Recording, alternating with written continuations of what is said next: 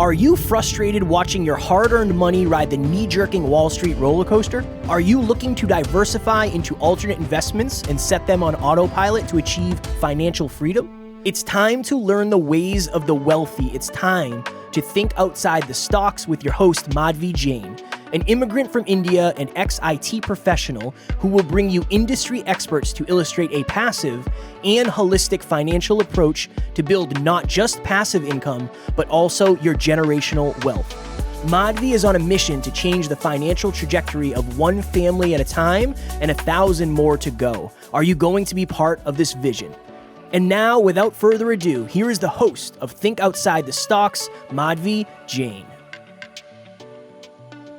Hey, welcome back. Welcome to episode number 5 with Think Outside the Stocks podcast.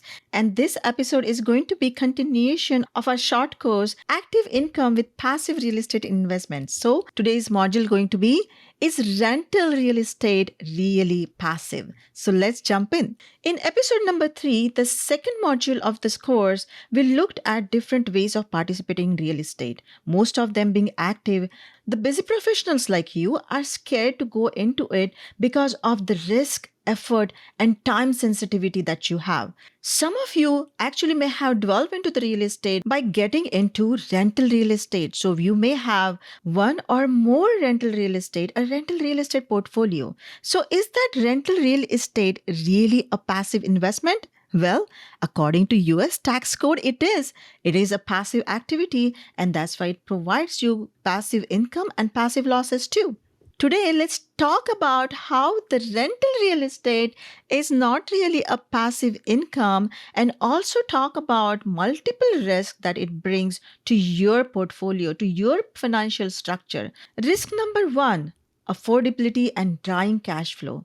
We are in the beginning of 2023 right now. And at this point, we are looking at the rental real estate. The affordability has become a top concern. The recession, the market fluctuation, and how the prices are fluctuating is concerning as well.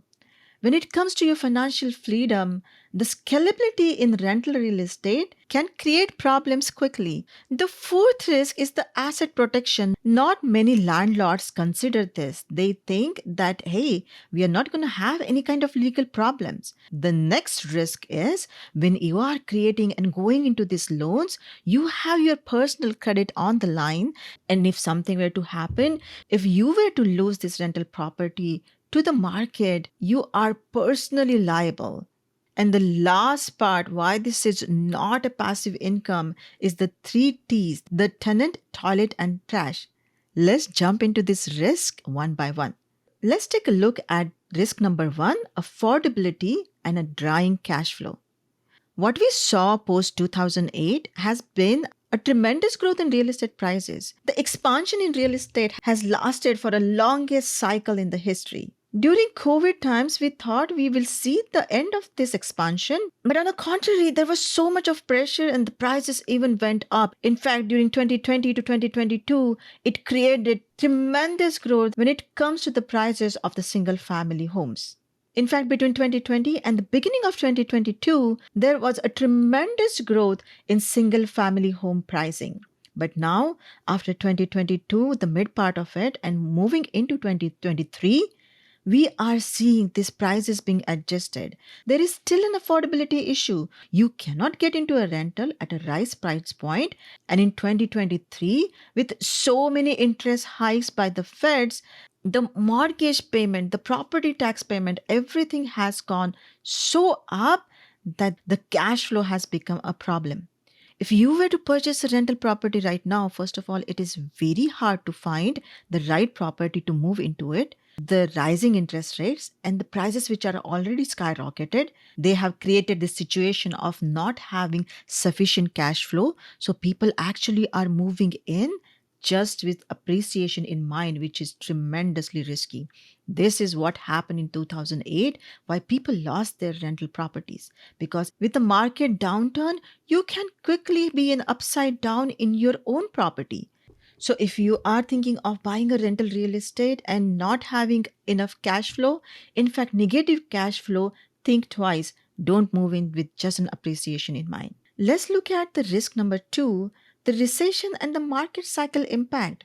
When it comes to your rental real estate portfolio, especially the single family homes, they ride the market cycles, and these cycles are repeated over the period of time again and again. There is a cycle of recovery from recession.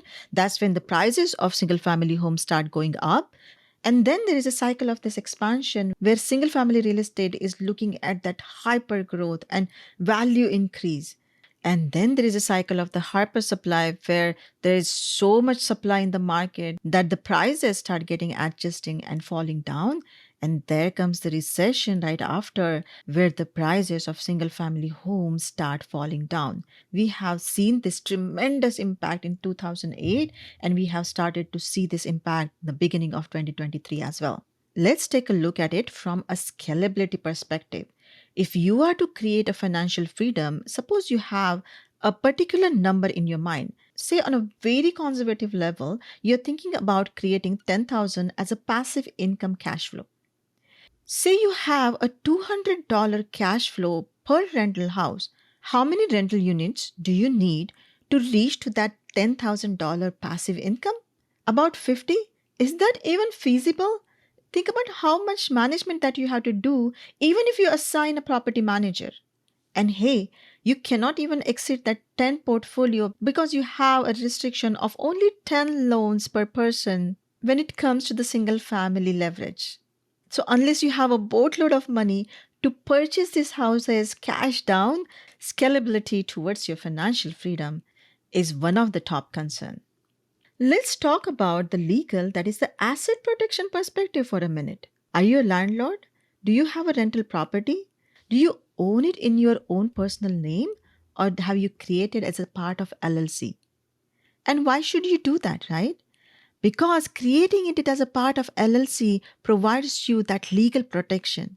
There are several ways that you can get sued or get into legal troubles in this country.